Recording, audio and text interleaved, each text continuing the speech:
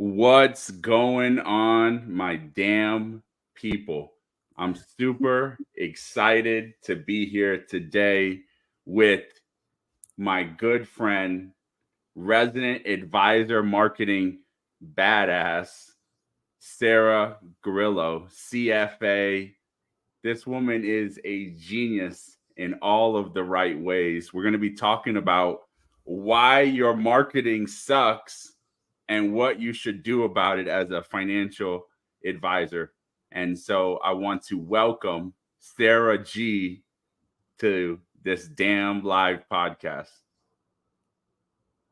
Hey, what's up, everybody? So, Sara, give everybody a little background. How the heck did you get into the financial industry? Where did you start, and how did you end up kind of where you are today? And then we'll get into the meat and potatoes of advisor marketing. Well, I guess to go way back to it, when I was in college, I had this awful job where I had to be a waitress in the faculty club, and I had to wait on people. I had to wait on the professors, and a lot of times they had like their students there with them, and I had to wear this awful tuxedo outfit. And I remember like I was walking home from work one day, and I saw this. At that point, it was Dreyfus. It was this Dreyfus office, and it had the windows. I could see through the windows that there was this ticker tape, and I was really intrigued by that. And I just kind of felt like something was calling me about that, and I just wanted to know everything about why the symbols were changing and what the red meant and what the And so I just started reading. The newspaper at that point, and we get financial information over the internet now, but back then they didn't really have all of that. So I started reading like the Boston Globe business section, and that's how I got my start with finance. Really, I had my first internship at, I'd hate to say it, Merrill Lynch. Da, da, da. I thought it was like great. I thought it was like awesome, but that was what there was at that point. I think most of us that have been in the business for a while started out through either insurance or wirehouse or something like that. So yeah, I guess I kind of did get my start in the wirehouse and just eventually drifted over to RIA. And now I'm, I guess, the leader of the Transparent Advisor Movement, which comprises mostly flat fee and advice only or hourly planners, which is quite an alternative fee model. It's a new way of doing things. I think it's the way of the future. And along the way, I've kind of done a lot of innovation in terms of trying to create ways that advisors can market themselves that would be refreshing. I just see a lot of like the same old crap, nobody getting anywhere. And what bothers me about it is a lot of these advisors are very good advisors, but they just can't express themselves correctly. They get charged a ton of money to get these websites put up and these elaborate marketing programs. I see this all of the time. And, give me $2,000 a month and I'll try to help you get leads. And they're up there just looking like the same old. And like, I hate that, so that's why I'm doing what I'm doing. All right. I absolutely love it. I don't know about you, but I've talked to a lot of advisors and they're frustrated.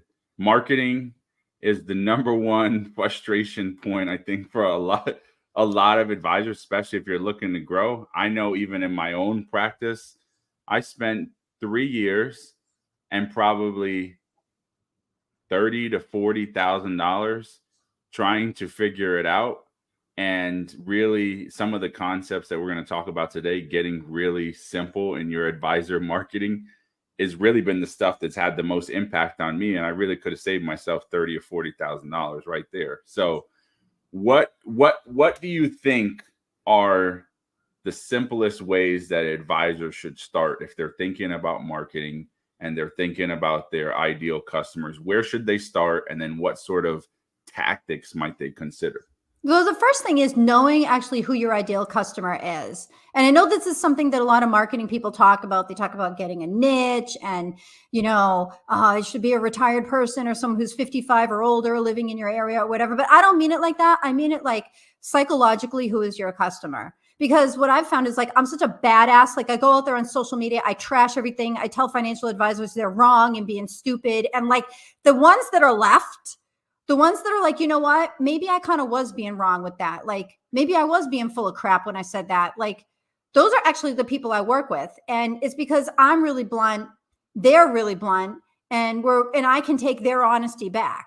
And those are good relationships because there's something very truthful about it. And I mean, sometimes we clash a little bit even, but it's not common. And for the most part, I feel like we're more effective because I don't have to worry about not doing my job. I don't have to worry about, well, I can't say this because I'm going to get fired, because I know that they wouldn't have hired me in the first place.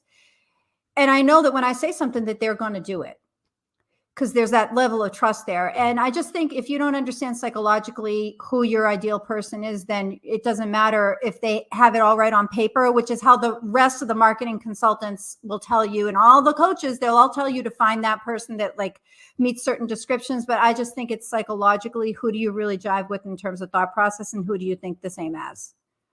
I love that. And then, so when you think about your ideal customer, it's also psychological, right? Like fit, communication style, like who brings you energy, even beyond like the traditional stuff of, divorcees and widows and tech professionals. It actually goes a step further for you with the psychologically, how are they wired? How do they communicate? Do you have the same style? Exactly. No one talks about that really.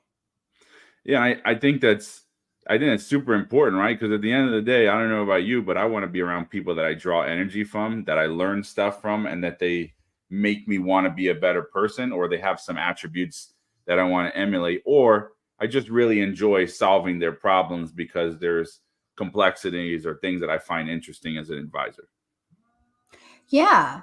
Like you should be finding the people that you would love to work with, that just make you excited, that you truly and sincerely like. There's this one guy that he's like a fraud investigator, and I was doing some work for him. He's not even a financial advisor, but I just was like, I have him on my hourly model where like I'm charging him by the hour, and I'm like cutting the hours and stuff. And like, I'm like, oh, well, maybe I could do this a little quicker so I don't have to charge him so much. Or, like I'm finding ways to make it work for the guy because I really love what he's doing. I love his mission. I want to help him get over the 5-yard line. You know what I'm saying? Like I want it so bad. And I just think look, at the end of the day, we all have to pay bills. And so I think that kind of gets lost on it, but I think that should be more placed in the forefront. I think that should be how we kind of look for our people, because you see, they're looking for us too. And if we don't have common shared values, then,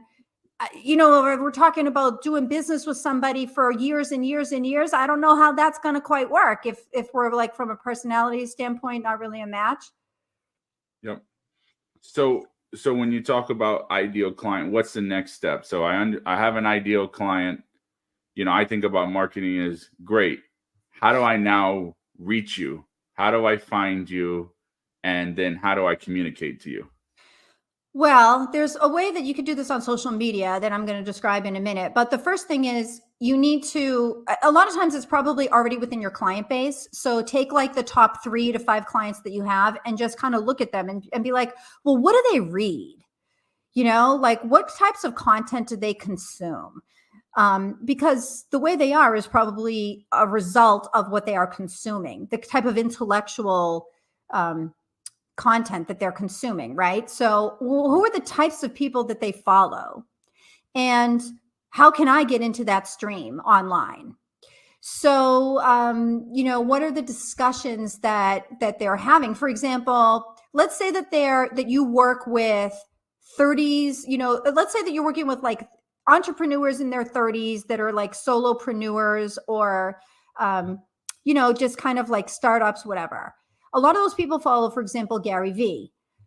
So, and you find out like, wait a second, my top 3 clients are following Gary Vee. Guess what? You should be following Gary Vee, and you should be on his LinkedIn page all the time, looking at what the discussions that he's having, and you should be participating in them. And this is where, like what I said, right, comes into play, that there should be some kind of a common interest there. Like what burns these people in the morning, like what they are burning about in the morning should be what you're burning about in the morning. And so you're going to be loving to follow Gary Vee, because the people that really light you up, that's who lights them up, you see? So a lot of times it's not that hard once you kind of look at, well, what are who's impacting their thoughts? You know, like what podcast do they listen to? What kinds of things do they like hearing? And then you learn how to be that kind of a person and talk about those same kinds of things. The other thing, like people just don't spend enough time knowing what the real challenges are. And this is a typical thing that financial advisors make marketing so hard. This is why your marketing sucks, everybody, because you're making this critical mistake. I'm going to tell you what it is. You're making up things that you want to talk about. You can't do that. You got to go by what they want you to talk about, by what is already a question in their mind that nobody's answered. So what I tell people is that you should keep an open spreadsheet on your desk or an open Word doc. And after every single client conversation, you should write down, well, what was the best question that they asked during that conversation? And at the end of a week, you will have 20 topics that you can then use for your newsletter, for your social media postings, for any blogs that you're doing, for any webinar topics. I'm sick of seeing financial advisors be like, I'm going to write about the difference between Roth versus traditional IRA. I'm going to write about what an HSA account is. It's like, I mean, come on, that's your job to know about that stuff. If you're hoping to like rope people in by that, that's the wrong thing. So, I mean, like I see these like postings about, well, just so you know, student loan payments are going to be starting in October 2023, and you better get back on with your budget about that. Like, yo, man, like, tell me someone with debt that doesn't know that. Yeah. you show me someone with $200,000 of student loan debt that knew that it was on a moratorium and doesn't know that it's coming back in October, right? So what I would do is, if I were like a financial advisor, I wouldn't be commenting on like as much like the student loan payments are coming back. I would be commenting on this. What do I do if I can't pay my student loans? And then a lot of times financial, because that's like the more common question it is, right? And so a lot of times people don't want to kind of pay it forward. Like they just want to see, do you have the assets? Are you ready to hire me right now, et cetera? But what you neglect is that if you keep talking to these people over the long term, that eventually something's gonna give, and they're gonna want to work with you if you do a good enough job addressing what their challenges are and helping them, or they might refer you to a friend. But I think that there's like a very kind of limited set of topics that financial advisors like to talk about because they see it as the conduit to somebody hiring them. But the truth of the matter is, you got to talk about what's on people's minds and the questions that people have. And it's easy enough to do that if you have clients. If you don't have enough clients or you don't feel comfortable, right? Then you're doing something wrong, by the way, if that's the case. But you don't feel comfortable asking your questions with your clients, what's really on their mind, then change, okay? Because your marketing sucks if you're going to go out there and talk about stuff that nobody wants to hear. It's going to cost you a ton. And then after like 3 months, you're going to be like, hey, nobody likes me. Marketing doesn't work. LinkedIn doesn't work. Facebook, should I go on Facebook instead? They're like, oh, Sara, like which microphone? I want to start a podcast. Which microphone do I buy? Like, yo, that's not the first step, y'all. Like, I want to like smash the computer screen when I get these emails. Like that should not be your preoccupation when you're starting the podcast. It should be, what can I get people to desperately love hearing about? Yeah. What do I need to talk about people that's like a thorn in their side that nobody else will talk about or that nobody else has a good answer to? What can I do that's refreshing to people? What can I do that's alternative, that's opposite, that's enlightening? What should I be talking about? It should not be, how do I sound on the podcast? Because let me tell you, I mean, I have this microphone, but sometimes I don't use it. And sometimes even when I do use it, I use it wrong. And you know, my podcast, for example, sounds like there's World War II in the background. Okay. It sounds awful. It sounds like I'm like underwater broadcasting from a submarine, but I've really never had a problem with anybody Xing me out because of that. Okay. So get relevant, financial advisors. And if you can't get relevant, here's another thing you could do. Go on to Google and go on to people also ask, like when you type in a search, like student loan repayment. Well, that's a bad example because I know none of y'all like to work with the quote unquote brokies, right? The broke people, right? So let's say like, what age do I retire? Don't just do that. Go down to people also ask. Scroll down and you'll see on Google that there's a people also ask. See, because Google gets these questions. Google knows more than any of us know about what's on people's minds, right? Google knows more than what your spouse knows about you. Okay. Just that is true. Sorry to say it. Google knows all our secrets. Okay. So go down and see what searches people are doing on Google on certain topics. And that's probably more relevant. Another great source of relevant information is Reddit, actually, because people a lot of financial advisors don't go on there. Like they do go on there and they pretend to just be like normal people. But you get like the real questions that people have about their finances on there. So I would just I would just start doing like a video every day on like the best Reddit question that you saw in the Reddit personal finance forum. And then like say the question, do a 1 minute response, and don't go on and on, y'all. Okay. Y'all thinking you're Warren Buffett being on these like, should my video be 10 minutes long? How about 45 seconds? Okay. Yeah. That's all I feel like listening to.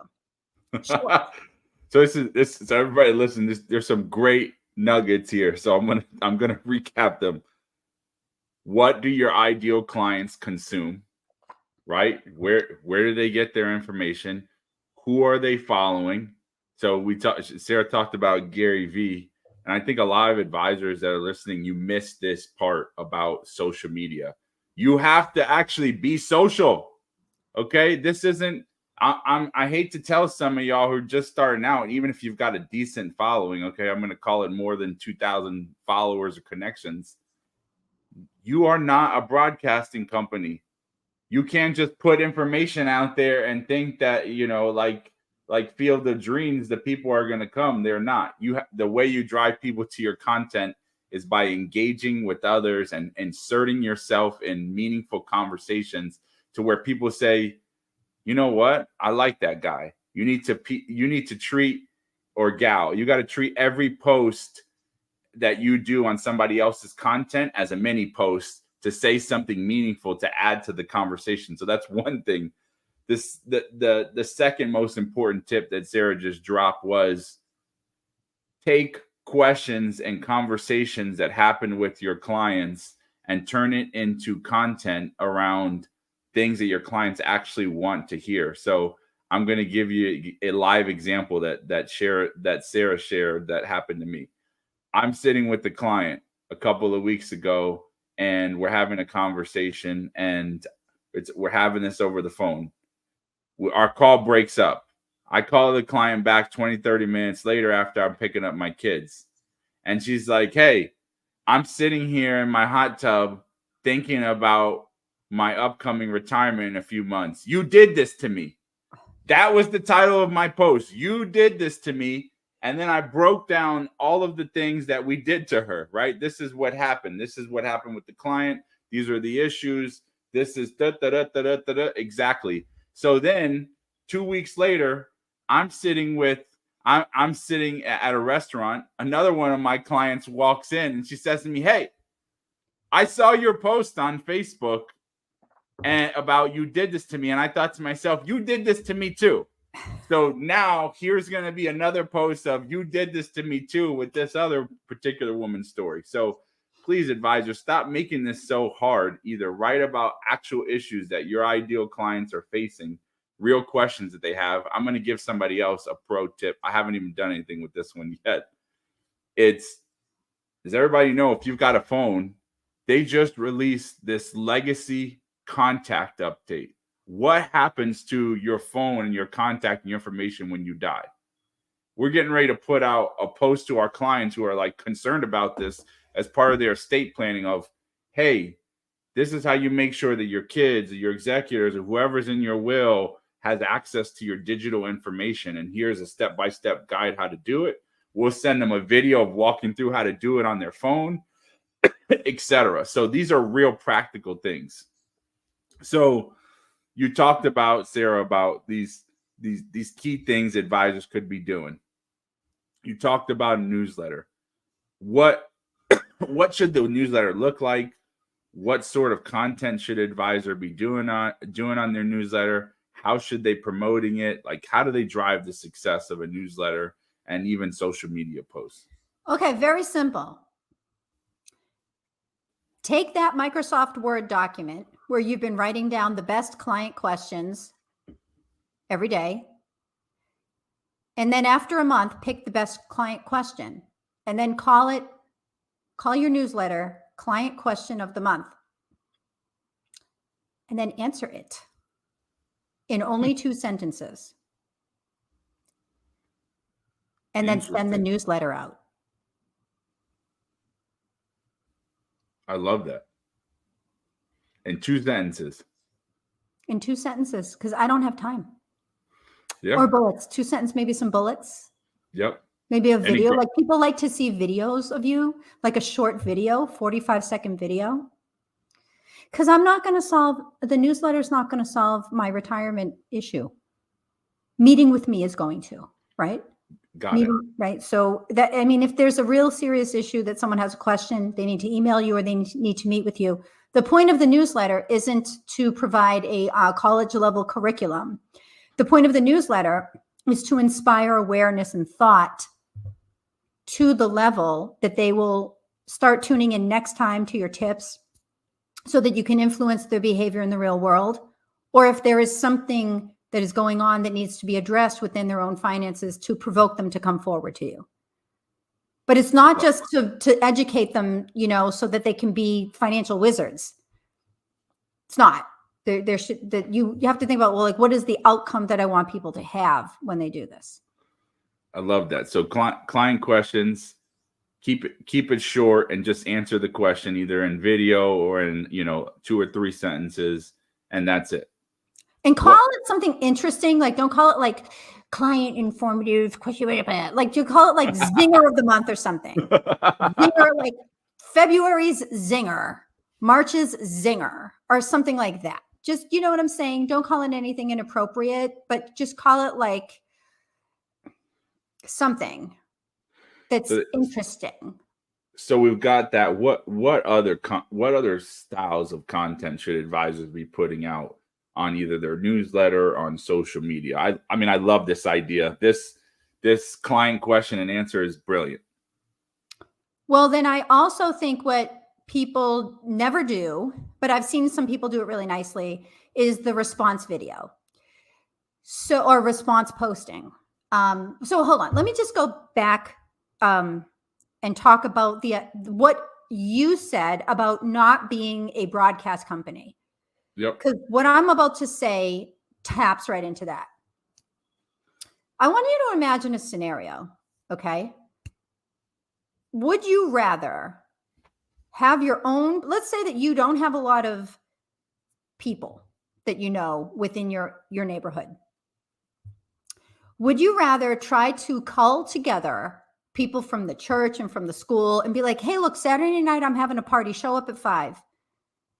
When you don't know that many people, you know, maybe like 50 people you could invite.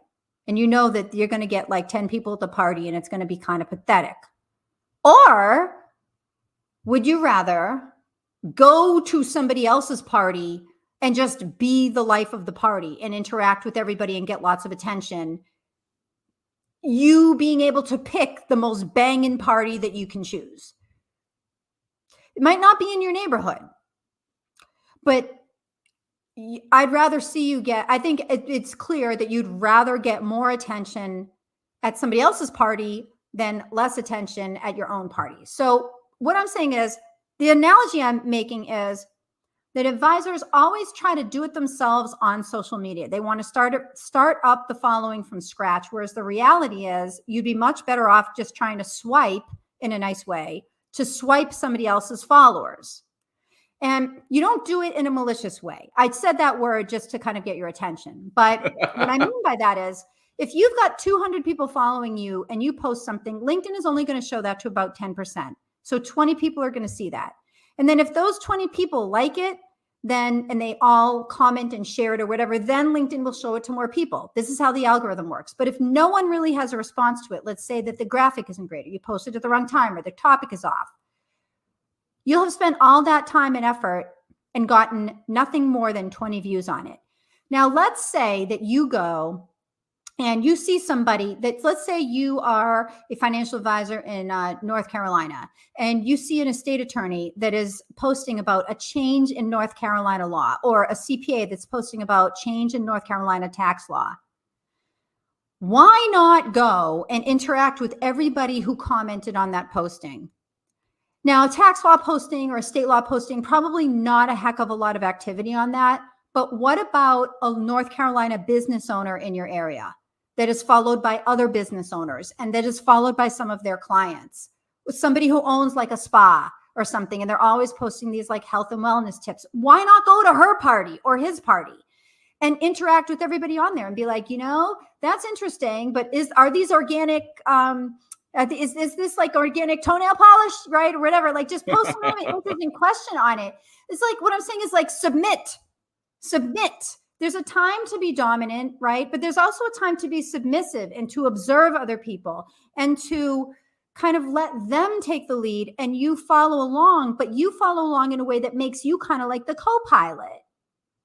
Who cares at the end of the day if you're getting attention for participating in somebody else's forum? If that works for you and you get the right attention, then that's better. And in some ways it can be much easier because there's not this whole pressure on you of having to make sure that everything's okay with the posting. Like, you could go in there and just be kind of authentic and just be nice. Like, if somebody asks, provoke questions, like ask great questions. When someone that you want to impress, like a COI or a business owner or a client or a prospect or somebody, post something, for goodness sake, people, be humble and make a great comment on it that furthers their goal of them getting out the post to as many people as possible. Share strategically. Share postings of prospects, clients, centers of influence, people that you want to kind of get their attention by sharing their content with your network with a great comment on it, because it creates gratitude. And it makes you look like you're not just a taker, that you're a giver. Give more. Social media is an amazing opportunity to give. Like, I had this wonderful experience where I was coming home. I have 4 children under 10 years old. And we could talk about that over a glass of bourbon, okay? But anyway. We need that. Because we all need it, right? I'm walking home. My kid had her annual doctor's appointment a few months ago, and I'm walking home. And my kids, like, we go to the doctor in the rich area.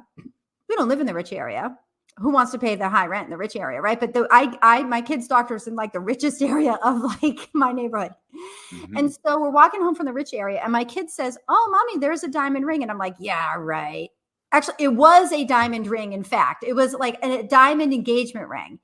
And I was like, holy smoke. And at first I was like, do I pick this up, or like, should I be responsible for this? Like, I have to find the person whose ring this is. And I wasn't sure if I did, but then I was like, I know that it belongs with me. Like, I kind of just felt called, right? I was like, I know that the ring will be okay with me because I'm not going to do anything bad with it. But if I take it, bring it to the police station, like, who's going to know to go to the police station over this or whatever? So I took it and I posted to our neighborhood Facebook group. And I was like, hey, everybody, I found a diamond ring. Let me know if you lost one. And you should have heard the comments. Like, people were like, yeah, whatever. Oh, yeah. They were posting back like pictures of the Hope diamond, kind of like making fun of me, a lot of people.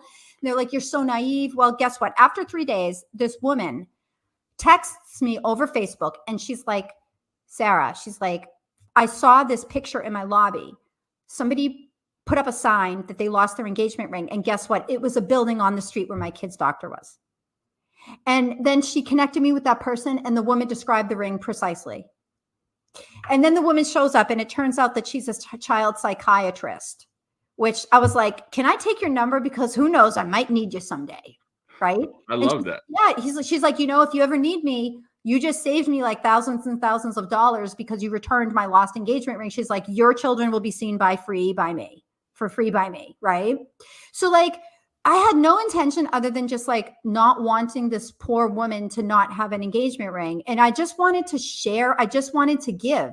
And I was so impressed, not just by like, I was so impressed that there was someone who saw that posting and tried to help her neighbor.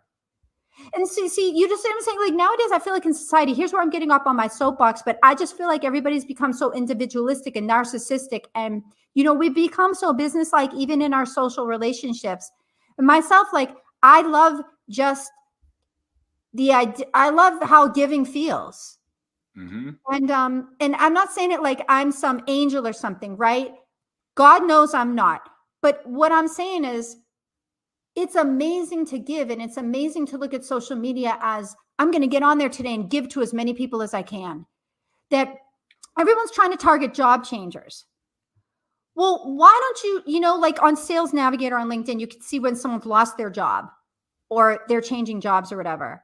If someone's lost their job, don't contact them and be like, you should do that 401k rollover. You should be like, is there something I could do to help you find a job? I have all these followers. What industry are you interested in working in? I love that. I literally did something.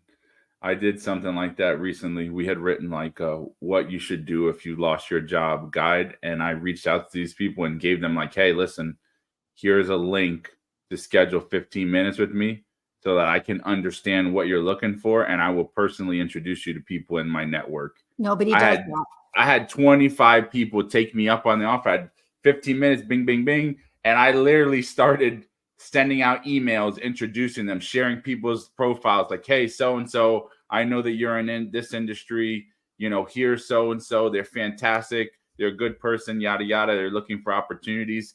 Took me unexaggeratedly 2 hours of my time. I had no expectation of getting anything from these people. I don't want anything from it. I just know how it feels when, you've got too much month left and not enough money, and that could be because you lost your job. So I know emotionally how that feels, and the holidays are getting ready to come up. So if I could help these people and introduce them to folks and find a job, that's what it's about. So I think the most important thing that you hit on was LinkedIn, social media, whatever. It is a social networking, and we are all in this together, and we can help one another on these platforms instead of being so focused about going there to get. And it's interesting because I have these conversations with some of my colleagues who go out networking off of social media, and they'll come to me and be like, oh, I've been going to this meeting with CPAs and attorneys and et cetera, and I'm not getting anything. And I'm like, hey, how about if you went there and you sat down with these folks and found out what their pain points are, what are their clients looking for, what are the issues that they're facing, and all you focused on was trying to solve those problems for them, and do that for 6 months, do that for a year, and let me know if you don't get any business out of doing that. And I'm not saying that's your end goal, but go ahead and do that and see what happens. And I'm like, they'll come back to me 6 months later. Oh my God, everybody's calling me now. They're like trying to give me opportunities because you're seen as a person that cares about other people and not your damn self. Precisely, bro. So exactly. But see, no one ever does that. Like, social media is not sold that way. It's sold like you be the star. Well, I think what's happened is that we're in the rise of the influencer era, and people are really losing out on the main aspect of social media, which was to create community, not to follow your favorite celebrity and what they're doing every day, but to have a community of people that you could tap into. And I think a lot of advisors lose out on that. I kind of want to chime in on some other things that you said, specifically of tapping other people's audiences. I'm going to say something. This may offend, or some of you other advisors may be upset by this, but I love going to comment on other financial advisors' content. First of all, I go there because I'm like, you know what? If they've created any sort of a meaningful audience and I add to this dialogue, maybe there's people in their comments that just like the content that they put out, that they're not that particular advisor's ideal client, but I am. When they go and they look at my LinkedIn bio, they're like, oh, I identify with Eric and his team in all these different ways. And bingo, boom, now I've got somebody that has eyeballs on me and I could potentially get hired. So don't look at your other advisors as competition. Look at them as co-collaborators. They're just creating water coolers for me to go and talk about, potential topics that my clients might find interesting. If it's the right advisor, because you also want that person to comment on your stuff. And there's some advisors are like a little bit territorial. Mm-hmm. I could see, there has been some kind of cutthroatedness. So I could see why people would feel that way, but you don't want that person. You want the givers. So let's talk about like tactics on LinkedIn. I don't know about you, but like there's all this get sales navigators to get connections, No. etc. So let's get down to what should advisors actually be doing to grow their audience, to create meaningful connections and to create meaningful conversations. Okay, so I'm going to tell you that this is like the best possible thing that you could ever possibly do. Yep. And I know this, like I've had clients that have done this. I've done this. Okay. Again, you're going to create a community. You have to understand one thing. Their worst fear is that there's no logic behind the connection when you ask them to connect, and that it's random, and that all that you're going to try to do is weasel your way in and pry their money away from them. Okay. That's what people think when you ask them to connect over LinkedIn Messenger. Don't be that person. Here's what you do. You go and you find a big mouth. So I'm a big mouth on social media. Are you, Eric? I am a big mouth. You are a big mouth. Okay. So, but you find someone like us, okay? Yep. Only not in the financial realm. And I know you say you like commenting on the financial advisor stuff to some extent, but I'd rather see them do something like this. I'd rather see them find somebody, like, let's say that it's a particular kind of business, like hair salon.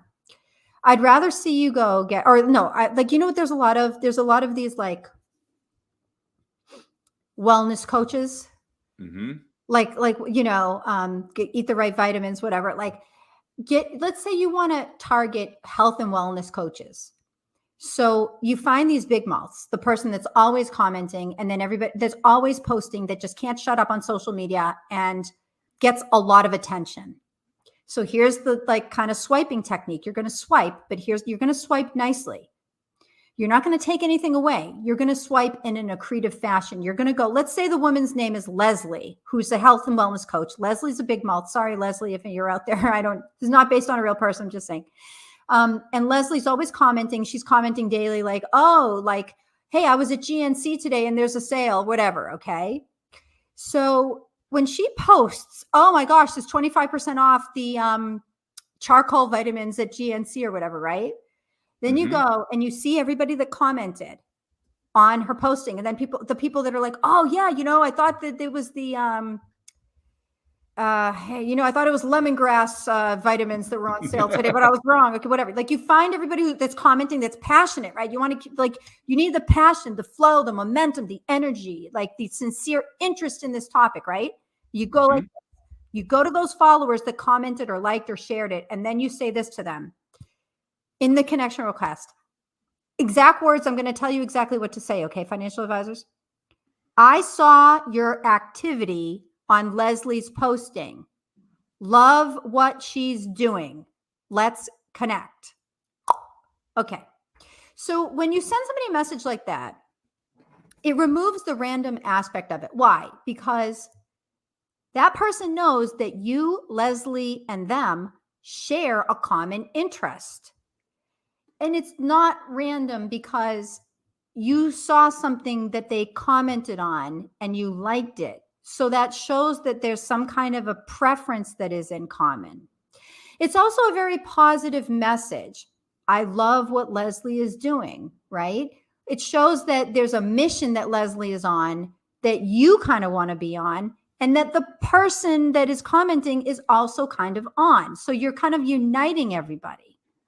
And lastly, you're just giving, like, what you could also say is, hey, I thought you might enjoy my postings on the feed that are similar, something like that. Because that's what's implied.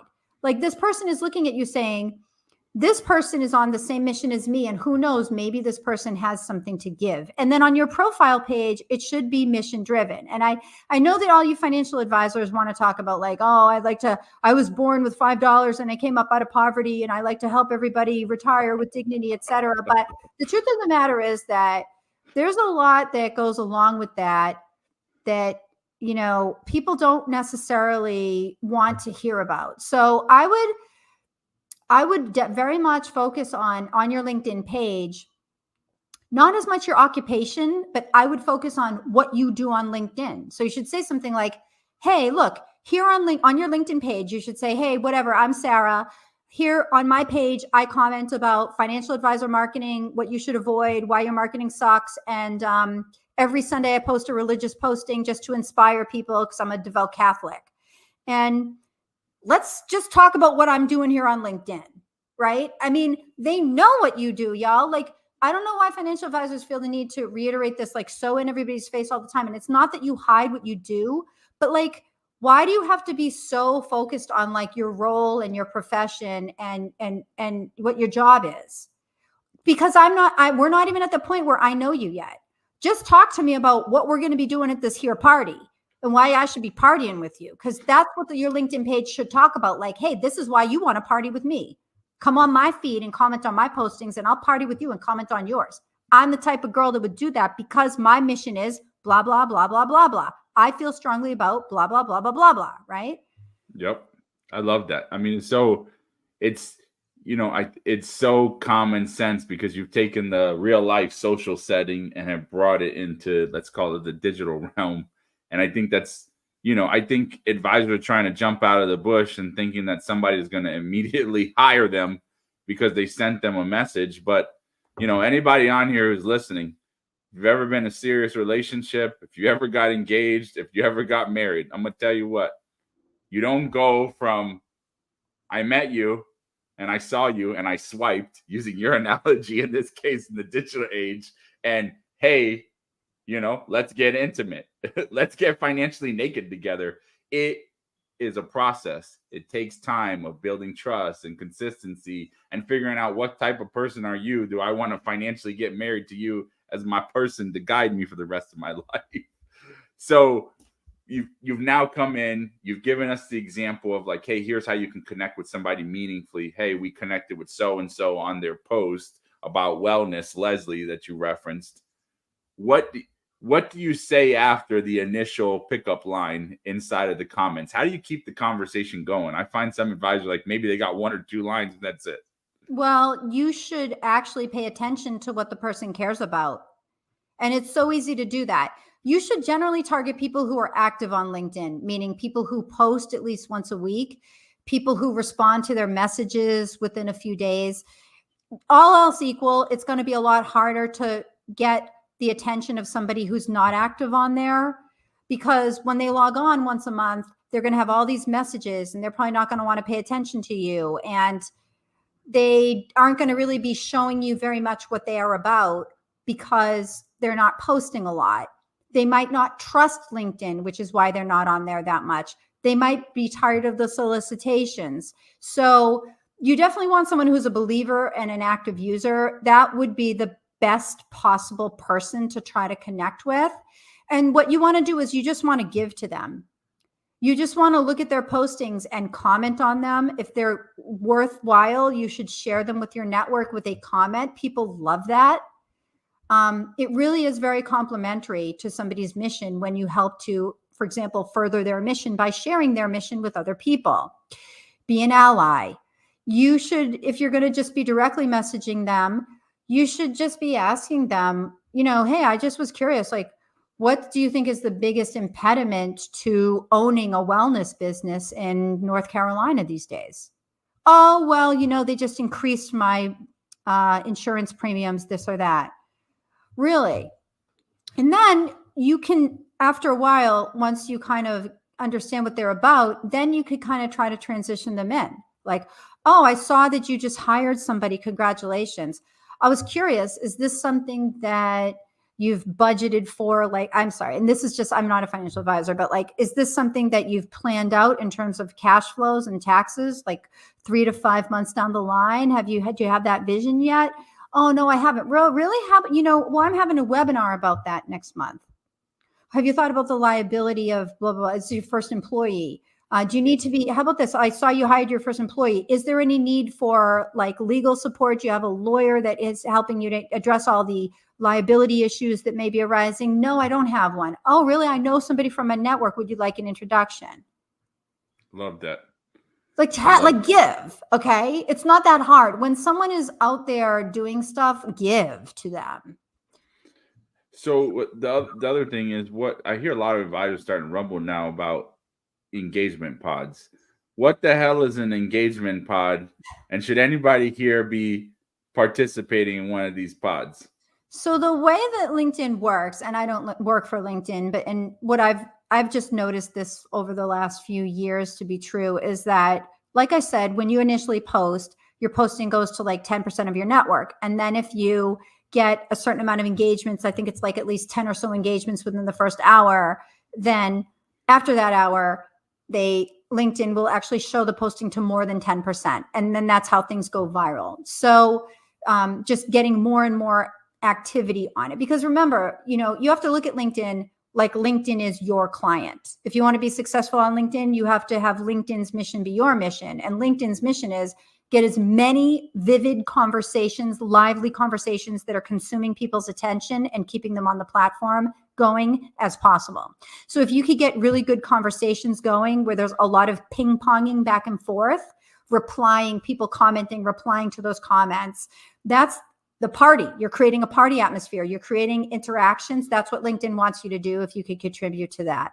So LinkedIn will reward you if you are able to create those interactions on the platform. Now, what people do is they create these engagement pods because they say, well, I don't have anybody who comments on my stuff right away. What do I do?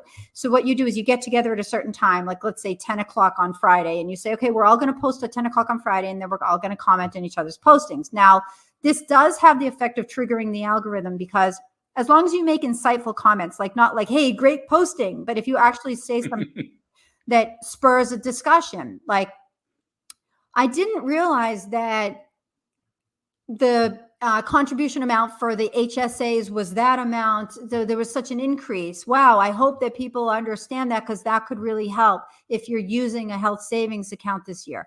If you, something like that, right? Like if you actually make something relevant to the discussion, then first of all, if you put keywords in it from the actual posting, your comment is going to rank higher, just as an aside. But if you get those comments, if you get that, what it does is it essentially gets a certain amount of comments within that first hour, and that's favorable. And the algorithm then will serve your content up to more people after that initial hour. Now, you'll have to comment within the hour. And then after that initial hour, the commenting is essentially done, and the posting is just going to die if nobody comments on it after that, which is, again, the posting has to be relevant, engaging, it has to be written a certain way, etc. Should you use an engagement pod? I think it's useful to participate in a kind of setup engagement event for a certain amount of time. I don't think you need to do it after you see the effects of it and realize this is what LinkedIn is looking for. I think you shouldn't be doing it for the views. I think you should be doing it more for getting that community going. Because if you have 20 people and you're all burning up about the health and wellness community in North Carolina, and every week y'all are posting and commenting on each other's postings, then guess what? Y'all are going to get to be knowing each other over that time period. So it's going to create naturally a community. Like people in my group, I've been doing this for probably about 2 years now, and I know them really well. So if somebody needed a lawyer or needed somebody was selling their financial advisor business, like somebody just like a business broker or whatever, like I would refer them to them. And I feel like I have these kind of like online friends, and I feel like I've created this little online community for myself. So I would just say do it for the community reasons, and don't get too preoccupied with the views and what the effects are in the algorithm. And you should just absolutely be focused on getting as many people to comment on your posts as soon as possible, and commenting on, and you should be finding those people that are just that absolute good colleague for you, like the allies, and get them into a pod and just go crazy. Like, absolutely. That's what LinkedIn is about. And LinkedIn will probably have no issues with that, but LinkedIn will have an issue if you just get on there and you like post the same comment, or you post some superficial comment that doesn't have any meaning to anybody. Like, I mean, LinkedIn doesn't really like it when you kind of try to game the algorithm, so to speak. So don't game the algorithm. Have it be a high level, like look at the high level goal of what the pod is supposed to do, which is community, and just create this awesome community where you're so excited every week to be with these people. You can't wait to see what they're posting and to comment and to spread the word around. It should be natural that way. I love that. One thing that I do on LinkedIn specifically is I have a list of people that have audiences that I want to tap into, like the example you gave with Gary V. And since I don't want to spend my entire life living on social media, I go in at curated times of the day and I go to those people's pages to look at their posts, and then I click save. And what I do is I come back later. So the way I do my LinkedIn is I do some in the morning, I do some in the middle of the day, and I do some like little 20, 30-minute blocks in between meetings if I can find it. It's not exactly a science. The morning is, the evening is. And then, since I've also got a lot of kids, it's whenever I can get 5 or 10 minutes, I need to escape them because they're making me crazy and bourbon time isn't coming soon enough. Not soon enough.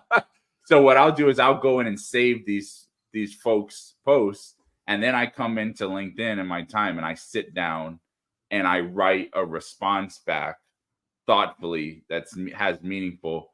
And what I've noticed with that is that it's driven a ton of people to then come and either view my profile or follow me because they're like, hey, this person has something meaningful to say about this.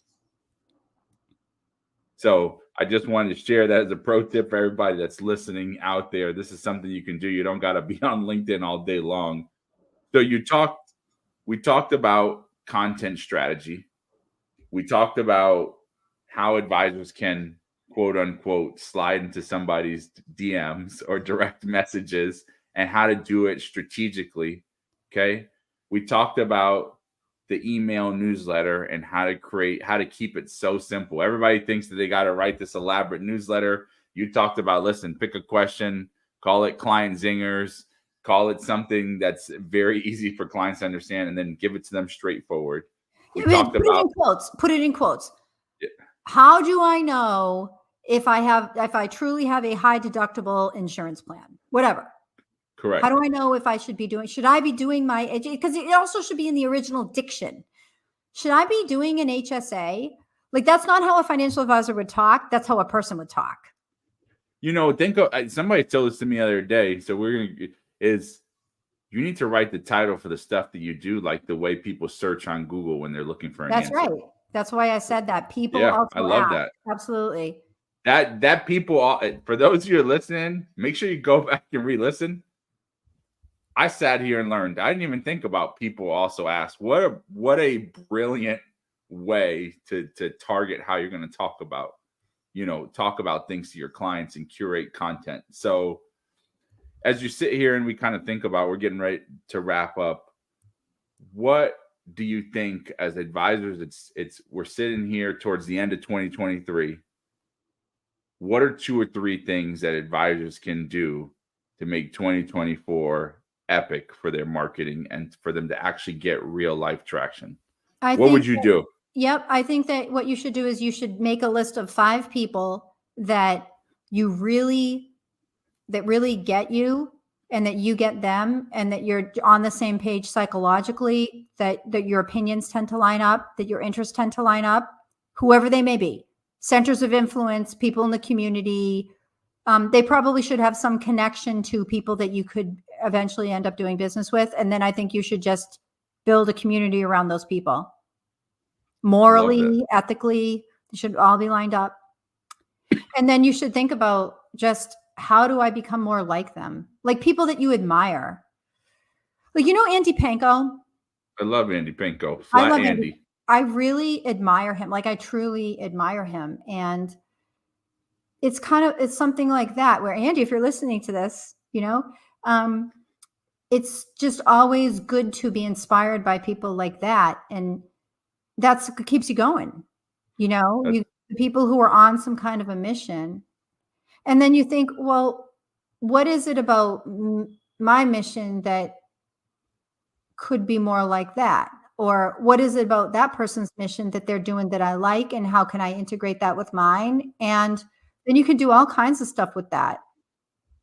And and the other thing I would add is how can you connect with that person? So shout out to Andy Panko. I know you mentioned that you're a part of the transparent advisor movement about folks that are doing flat fee and hourly. I just want to go on record for everybody that's going to listen here. I gave him the name Flat Andy. So it's like Fat Albert, but I gave him Flat Andy. So anybody dropping hashtag Flat Andy, I gave it to him. I love Andy Panko. I love you, Sarah, and what you guys represent. And I would tell you, advisors that are listening, kind of some closing thoughts is connect with other people that are doing what you want to do. Don't look at them as competitors. Look at them. How can I learn from that person? How can I emulate with them? How can I get into this mastermind of seeing what they're doing? I guarantee if you send me or Sarah a message on LinkedIn that you see stuff that we're doing that you like and you've got questions, we'll answer you, or we'll give you a resource, or we'll say, hey, I actually wrote about this. Here's something that you can look at, and we will be a resource to you. And, we're here to encourage you. So, Sarah, do you have any closing thoughts? I think people should look at social media, and to some extent the newsletter, but social media, you get more direct interaction. See social media as a way to give without even having to leave your home. Absolutely. I absolutely love that. So I want to close out here and thank everybody for joining us. We're super excited that we got this damn time together so that we can do this damn thing. Please make sure that if you're watching this, that you share us with somebody that you think that could benefit from the information that we've shared.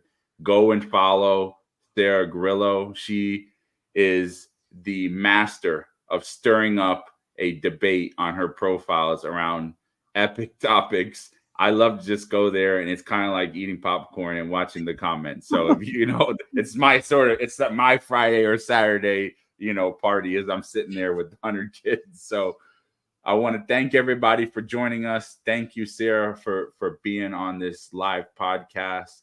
And I hope everybody has a phenomenal finish to their year. I hope that you're with your loved ones, and I hope that you hear Sarah's message to be generous in all aspects, in real life, online, wherever you go. So thank you, everybody.